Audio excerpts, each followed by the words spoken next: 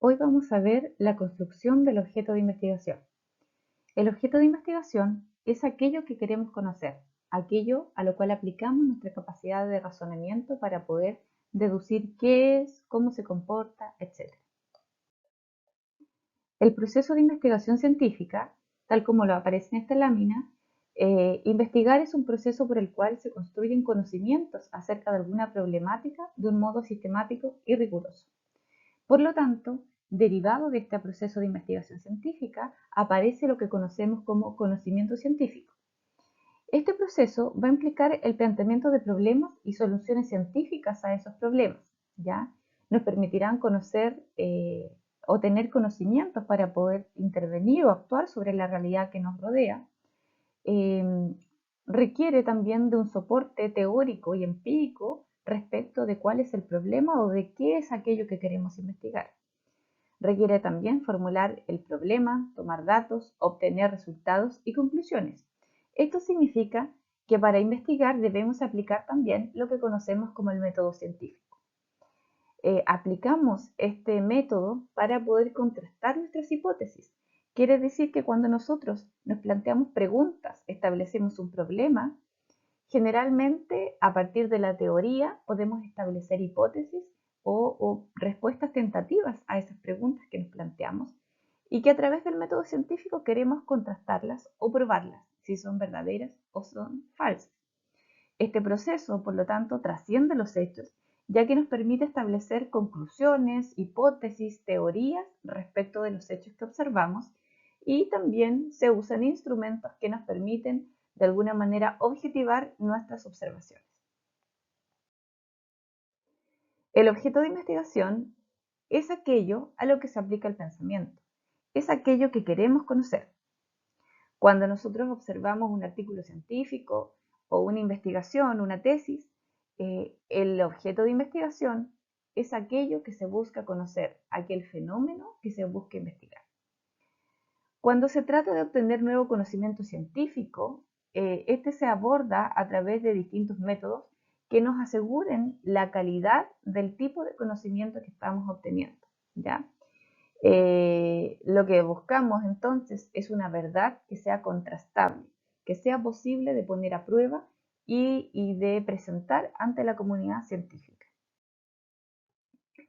Este objeto de investigación está constituido, tal como aparece en el cuadro verde, por los vestigios que plantean un conjunto de problemas epistemológicos en el tema de la investigación cuya resolución se persigue.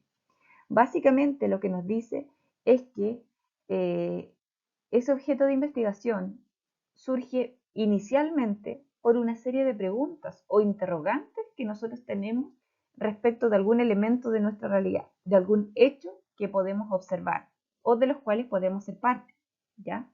Estas primeras preguntas, estas primeras interrogantes o estos primeros vestigios que se nos plantean surgen simplemente de ideas. Ideas que son vagas, que son poco claras y que nos van a ir conduciendo en la búsqueda de elementos teóricos y empíricos que le den sustento. El investigador debe tener conciencia asumida de que el objeto de conocimiento se lo opone por naturaleza. No es fácil llegar a conocer este objeto de investigación, ¿ya? Sino que además debemos construirlo en base a una revisión teórica del estado del arte, de lo que se sabe acerca de eso, plantear unas buenas preguntas, establecer un problema basado en teoría y basado en la evidencia empírica. Las ideas de investigación, esas primeras interrogantes, esas primeras aproximaciones al fenómeno o al hecho que se quiere conocer, pueden aparecer a propósito de diversos elementos, tal como aparece en la lámina, de la lectura de un artículo, de ver un programa de televisión, de una charla con amigos, de una conversación, de algo que me tocó experimentar. Y a propósito de eso voy a plantearme las primeras interrogantes. La primera idea que aparece a la conciencia del sujeto que conoce, es vaga y requerirá profundizar en esa área temática para construir un objeto de estudio. Puede ocurrir que algunas de las interrogantes que surgen como ideas ya hayan sido estudiadas, ya sean elementos que ya hay respuesta para eso.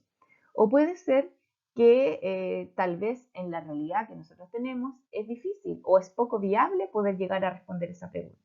Esos son elementos que se tienen que perfilar o que se tienen que delimitar a lo largo del proceso investigativo. Como mencionan Labovitz y H-Dorn en 1981, cuando una persona desarrolla una idea de investigación, debe familiarizarse con el objeto de conocimiento donde se ubica la idea, ¿ya? Eso significa que, por ejemplo, primero debemos familiarizarnos con aquello que ya se sabe. ¿Qué se sabe? ¿Cuál es el marco teórico o la literatura vinculada a ese objeto de investigación? ¿Qué evidencia se ha encontrado en otras investigaciones? ¿Ya? O incluso puedo acercarme al contexto, entrevistar informantes clave que me puedan dar una aproximación al objeto de investigación. Por lo cual, para poder ir delimitando el objeto de conocimiento, necesitamos darle estructura a esta idea de investigación que en un inicio era bastante vaga y poco definida. Para construir un verdadero problema de investigación, necesitamos entonces esbozar con mayor claridad y formalidad lo que deseamos investigar. Por ejemplo, si yo quiero investigar acerca de la violencia obstétrica, ¿ya? Me gustaría saber cómo experimentan la violencia obstétrica las madres adolescentes. Eso es una idea, ¿ya? Para poder transformarla en un problema de investigación y particularmente en un objeto de conocimiento, debemos estructurarla mejor. Para ello, debemos primero investigar los temas asociados a esa idea. Por ejemplo, temas que ya han sido investigados, estructurados y formalizados. Por ejemplo, sobre violencia obstétrica ya existe una definición, existe una tipología, existen teorías que explican el por qué se produce, existen también evidencia empírica respecto de qué es lo que pasa con la violencia obstétrica en madres adolescentes, ¿ya?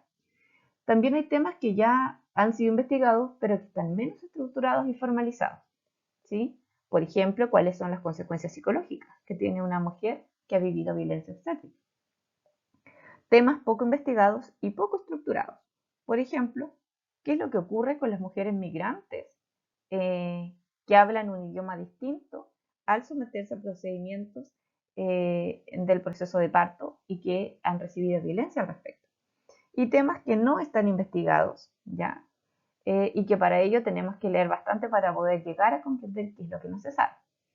Esta investigación previa de los temas nos van a permitir, primero, no investigar algún tema que ya se ha estudiado a fondo, ¿ya?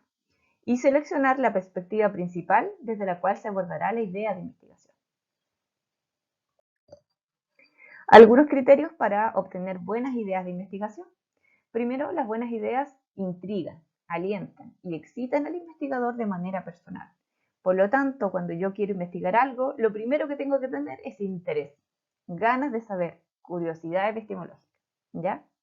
Las buenas interrogantes o las buenas ideas pueden servir para generar nuevos interrogantes y nuevos cuestionamientos. Por lo tanto, una buena idea es aquella que abre el campo de conocimiento para posteriormente seguir conociendo. Las buenas ideas de investigación pueden servir para elaborar teorías y solucionar problemas. Por lo tanto, nos pueden servir como investigación básica para generar conocimiento sobre algo que no se tiene mucho estudio, pero también nos puede servir para resolver problemas prácticos de la realidad. Y las buenas ideas de investigación no son necesariamente nuevas, puede ser algo ya investigado, pero sí son novedosas porque introducen nuevo conocimiento teórico o nuevo conocimiento empírico. Por ejemplo, sobre violencia obstétrica, ya hay un estudio, una encuesta nacional de violencia obstétrica hecha por el Observatorio de Violencia Obstétrica de Chile. Sin embargo, esa encuesta se aplicó principalmente en la región metropolitana. No existen estadísticas necesariamente tan concretas para la región de la Araucanía. Por lo tanto, si nosotros quisiéramos hacer un estudio cuantitativo en mujeres de la región de la Araucanía, no sería algo nuevo porque ya se hizo, pero sí novedoso porque introduciría nueva información. El objeto de investigación en sí, el objeto de estudio viene siendo como la columna vertebral del proyecto de investigación, pues orienta lo que quiero conocer, aquella interrogante que quiero responder. Por lo tanto, la pregunta o la hipótesis que se articula en función de ese objeto de estudio funciona como el eje epistemológico del objeto de estudio, ¿sí? Por ejemplo, si yo quiero conocer cuál es la percepción de las madres adolescentes respecto de sus experiencias de violencia obstétrica, esa es la pregunta que funciona como un eje articulador para poder conocer el objeto que vendría siendo la percepción sobre la violencia obstétrica de madres adolescentes. Las metodologías cualitativas y cuantitativas serán las estrategias a través de las cuales yo abordo ese problema de investigación. Por ejemplo, si yo quiero saber cuál es la percepción de las madres adolescentes sobre sus vivencias de violencia obstétrica, ¿cuál sería la mejor manera de hacerlo? ¿A través de una encuesta, por ejemplo? ¿O de un cuestionario? ¿O a través de una entrevista? Si yo utilizo una encuesta, voy a tener información en base a categorías cerradas. Por ejemplo, respuestas de sí o no, o incluso en un cuestionario podrían ser escalas Likert, que se llaman, por ejemplo, desde muy de acuerdo a muy en desacuerdo. En cambio, las entrevistas nos van a plantear una perspectiva mucho más subjetiva y comprensiva sobre la realidad de esas mujeres y por lo tanto probablemente tengamos información sobre un grupo de mujeres muy acotado, pero que profundizan en su experiencia. Y por otra parte, el enfoque teórico que adopta el investigador se transforma en el paradigma del investigador y la posición epistémica que se desprende del enfoque, ¿ya? Por ejemplo, no es lo mismo mirar la violencia obstétrica desde una perspectiva médica o desde lo que nos plantean, por ejemplo, los programas de salud en términos de la calidad de la atención, versus si yo tomo ese tema desde el enfoque de los derechos humanos o si lo tomo desde el enfoque de la violencia de género y la equidad de género.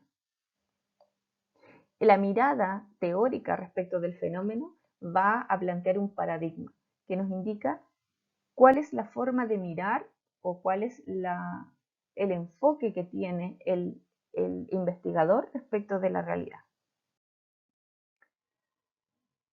En este proceso de investigación científica va a existir una relación entre el sujeto o el investigador, el sujeto, ¿cierto?, que utiliza su capacidad racional para conocer algo, y este objeto o eso que quiero conocer.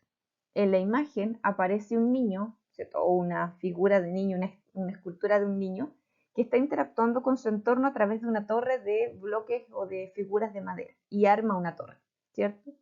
Hay una relación entre ese niño o ese ser pensante que interactúa con su entorno para conocerlo, para modelarlo, para estructurarlo, ¿cierto? Y ese objeto de conocimiento o ese bloque, en este caso, en esta metáfora, va relacionándose con este sujeto, ¿ya? Por lo tanto, esta relación que existe entre el sujeto que conoce y el objeto que se busca conocer se establece desde el inicio, ¿ya? El investigador comienza a desarrollar su proyecto, ¿ya? Y selecciona una idea o un tema y no selecciona otra. Hace algunas preguntas y no otras. Así, de esta manera, el objeto de conocimiento y el sujeto que conoce están muy relacionados, ¿ya? Y obviamente aquello que yo me pregunto en algún momento determinado no va a estar en el vacío, sino que va a depender del momento histórico, por ejemplo, en el que me tocó vivir, de la realidad que me ha tocado experimentar, de, por ejemplo, la profesión que yo tengo. Y todos esos elementos van a ir de alguna manera mediando en que yo escoja ciertos temas e incluso me plantee ciertas preguntas.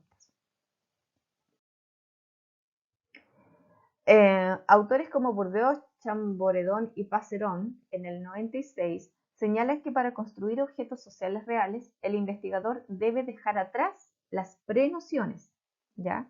Esto significa que siempre cuando establecemos un objeto de investigación o queremos investigar algo, inevitablemente aparecen ciertos sesgos del investigador. Esto significa que la manera que yo tengo de ver el mundo y el enfoque teórico que yo tengo como investigador van, entre comillas, a teñir aquello que yo me voy a preguntar y las conclusiones o resultados que voy a extraer de la realidad. Por lo tanto, debemos establecer un proceso que nos permita mirar la realidad lo más objetivamente posible, ¿ya? Por lo tanto, el objeto de investigación es definido y construido en función de una problemática teórica. Yo puedo tener una cierta aproximación, ¿cierto? Como investigador al tema, pero requiero entonces tomar cierta distancia, primero. Y para tomar esa distancia, lo que debo hacer es primero saber qué es lo que se sabe acerca del tema y de opiniones teóricas muy distintas a las que yo investigo generalmente, ¿ya? Esto va a implicar también aproximaciones metodológicas constantes, estableciendo relaciones entre los hechos. A este proceso de cierta distancia entre el investigador y el objeto de investigación se le denomina proceso de objetivación. Este proceso de objetivación se va a basar principalmente en ciertas decisiones que se van a ir tomando durante el transcurso de la investigación que permitan controlar el sesgo del investigador, ¿ya? Así, por ejemplo, yo puedo, antes de una entrevista, no hacer una entrevista que a mí se me ocurra en el momento, para encontrar obviamente lo que yo quiero saber, sino que yo podría, en una entrevista, hacer una pauta que validen otras personas, otros profesionales que me permitan a mí poder hacer preguntas relacionadas al objeto de investigación que no estén tan teñidas respecto de mi propia observación. En este sentido, se habla de que hay una constitución sociohistórica del sujeto de conocimiento. Este investigador que conoce va a estar en un contexto histórico y social específico. Por lo tanto, dependiendo de ese momento histórico o esa constitución sociohistórica que tiene este sujeto que conoce, va a ir articulando su mirada del mundo y va a ir generando ciertas interrogantes, ciertas preguntas, va a escoger ciertos temas, porque son aquellos que hacen figuras respecto de su contexto determinado. Además, aquello que puede ser observado no está dado a priori. Eso quiere decir que no se da antes, ¿ya? Sino que se da por ciertas características o ciertas condicionantes dentro de las cuales el interés del investigador va a marcar cuál es esa posición epistémica. Según Jürgen Habermas, el ser humano inicia su conocimiento a partir de ciertos intereses que están arraigados en su naturaleza, y estos intereses van a ser ciertas orientaciones básicas que resultan inherentes a las condiciones en que se da ese proceso de investigación, ¿ya? Jürgen Habermas toma muchas investigaciones y las clasifica en 3 tipos de intereses que determinan el para qué o el por qué se establecen estas investigaciones. Y plantea 3 intereses que van a guiar en los procesos de investigación. En primer lugar, tenemos un interés técnico que nos va a plantear un saber instrumental o una explicación causal. Esto es propio de las ciencias empírico-analíticas o naturales. ¿Qué quiere decir esto? En palabras más simples. El interés técnico nos va a incentivar a buscar conocimientos que nos permitan predecir, explicar y controlar la realidad, ¿ya? Por ejemplo, cuando nosotros investigamos la vacuna del coronavirus, estamos hablando de un interés instrumental. Yo necesito esa vacuna para poder controlar el funcionamiento del virus, ¿cierto?, en la población. También, por ejemplo, yo podría crear un instrumento de evaluación de competencias para una persona que vaya a trabajar como, imaginemos, como guardia de seguridad, ¿ya? El crear este instrumento nos plantea también un interés técnico de poder predecir cuál sería el mejor candidato o el más idóneo para un puesto de trabajo, ¿ya? También, por ejemplo, si yo quisiera investigar cuáles son los factores sociodemográficos asociados a la depresión infantil, también nos plantea un interés técnico, pues que nos permite explicar cuáles serían aquellos factores que predisponen a un cuadro psicopatológico. Y por lo tanto, si yo sé cuáles son esos factores de riesgo, puedo hacer alguna actividad preventiva que me permita prevenir ese tipo de diagnóstico. ¿Ya? Eso se hace a través de ciencias empírico-analíticas o naturales, quiere decir principalmente de origen cuantitativo, donde lo que se busca es establecer una realidad concreta, con hechos concretos posibles de observar y de medir. Por otra parte, tenemos un interés práctico, donde lo que nos interesa aquí es el entendimiento de prácticas humanas que se dan mediadas por la interacción en el lenguaje. Aquí tenemos principalmente las ciencias hermenéuticas históricas o interpretativas, ¿ya?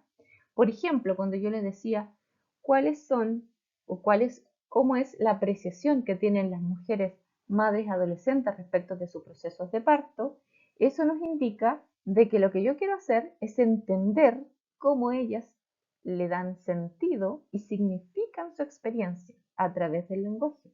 Por lo tanto, aquí yo no puedo medir, no puedo establecer una relación causa-efecto, sino que básicamente lo que debo hacer es interpretar esa subjetividad. Por otra parte, en relación al interés emancipativo o emancipatorio, esto está o nos proporciona un conocimiento emancipatorio que está basado en las relaciones de poder que se dan en las sociedades y que se plantean desde las ciencias más críticas, ¿ya? Aquí, por ejemplo, tenemos toda la visión de la psicología comunitaria, donde se va a entender, por ejemplo, la desigualdad social en función de interacciones de poder que son asimétricas, ¿ya? Esto nos va a indicar de que es necesario entonces cuestionar ese poder a través de técnicas que sean participativas, reflexivas y concientizadoras. Eso lo vamos a ver más adelante cuando veamos el paradigma sociocrítico. La construcción del objeto de investigación. El objeto de estudio no es una cosa, ¿ya? Sino el producto de un proceso de construcción, algo que se fabrica para dar cuenta de algunos aspectos de la realidad.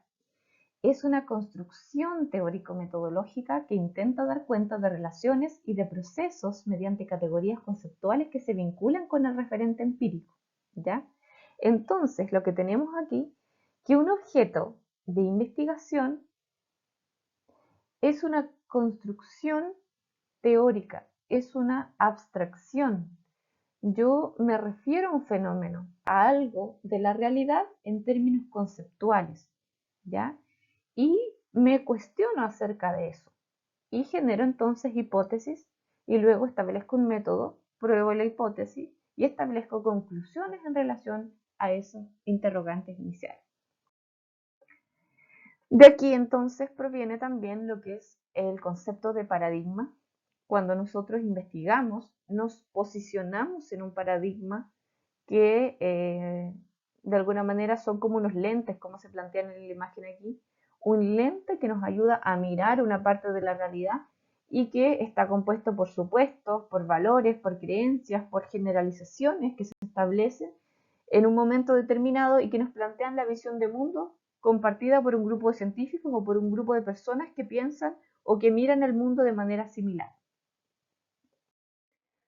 En la investigación social o en la investigación que nos compete a nosotros, que es más bien psicológica, vamos a encontrar que existen realizaciones científicas universalmente reconocidas que durante cierto tiempo proporcionan modelos de problemas y soluciones a una comunidad científica. Vale decir, en ciertos periodos de tiempo va a primar una concepción respecto del conocimiento, en otro momento otra concepción, ¿ya? Esa temporalidad que se le aplica a esta visión paradigmática establece que ese paradigma va a estar vigente mientras otro nuevo no aparezca y lo supere en conocimiento. Vamos a ver esto más adelante cuando miremos la noción de programas de investigación científica.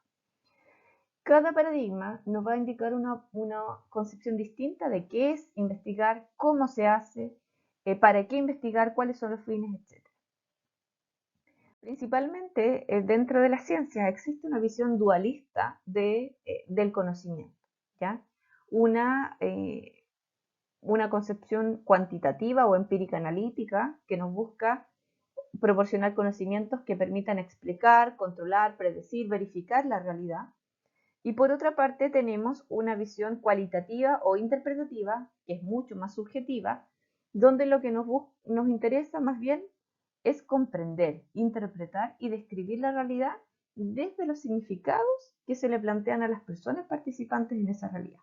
Por ejemplo, aquí en esta imagen tenemos la escena de una pareja que está cenando o comiendo, no sé, y que ella está hablando por teléfono, ¿ya? Entonces uno podría decir, desde una mirada cuantitativa, ¿cierto? Que nos busca explicar, pero de manera cuantitativa, vale decir medir, ¿cierto?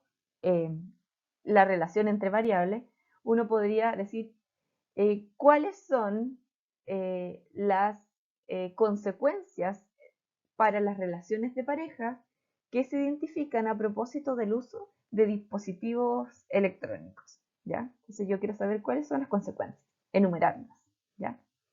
Pero por otra parte, en términos cualitativos, yo podría preguntarme eh, cómo se constituyen o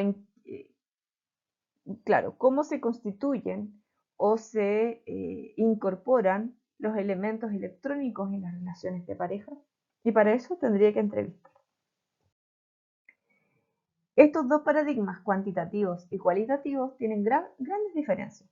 En primer lugar, tiene que ver con lo que buscan, ¿ya? El cuantitativo busca explicar, controlar, predecir, verificar. El cualitativo busca comprender, interpretar, describir. En el cuantitativo se establecen leyes a partir del tratamiento estadístico de los datos. Esto significa que uno de los fines del paradigma cuantitativo es establecer generalizaciones, generalizar. Cuando nosotros observamos en las noticias y se dice, por ejemplo, en Chile no sé, el 10% de las personas se contagian de coronavirus. O sea, es un ejemplo, tal vez no es real.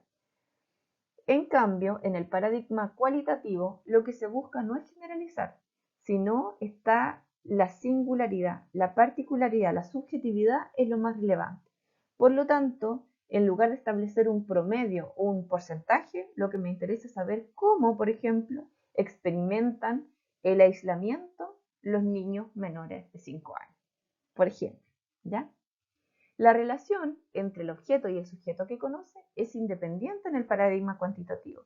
Quiere decir que hay una distancia, hay un proceso de objetivación que distancia a este sujeto que investiga de eso que quiere conocer y por lo tanto utiliza instrumentos, encuestas, cuestionarios que permitan que las respuestas que aparezcan sean objetivas y no tengan que ver con la interpretación de quien conoce. En el caso del paradigma cualitativo hay una relación dependiente estrecha porque se requiere del investigador para que interprete esa realidad y la comprenda. El paradigma cuantitativo posee un carácter generalizador, como les decía anteriormente, y en el cualitativo prima una visión ideográfica particular, singular, subjetiva. En el paradigma cuantitativo hay un principio de verdad, la ciencia como algo duradero, ¿ya? En el paradigma cualitativo, el principio de verdad está dado por las interpretaciones que la persona o el sujeto le da en el contexto determinado y en el tiempo determinado. En el paradigma cuantitativo primará una neutralidad investigativa, ¿ya? Se busca que el investigador no incorpore sus sesgos. En el caso de la investigación cualitativa, se asume que el investigador incorpora sus valores e incorpora elementos de su propia subjetividad en los procesos de interpretación. En el paradigma cuantitativo, el contexto de investigación es el laboratorio o son variables muy claras, son instrumentos aplicados que son específicos. En cambio, en el paradigma cualitativo, el contexto de investigación es el campo donde ocurre el fenómeno. Finalmente, el paradigma cuantitativo, los criterios de validez y fiabilidad son los instrumentos. En el cualitativo son la posibilidad de replicar esa investigación a través de la triangulación. En el cuantitativo, las técnicas o instrumentos buscan elementos objetivos que permitan separarse de la realidad, mientras que lo cualitativo buscan captar, son flexibles, son provisionales, buscan incorporar al investigador en el análisis y la interpretación. Y el paradigma cuantitativo, dentro de sus elementos, utiliza la observación sistemática, el análisis factorial, elementos correlacionales, estudios de muestras, principios o procedimientos estadísticos, etc. Y en el cualitativo, el estudio de casos, la observación, la entrevista, etc.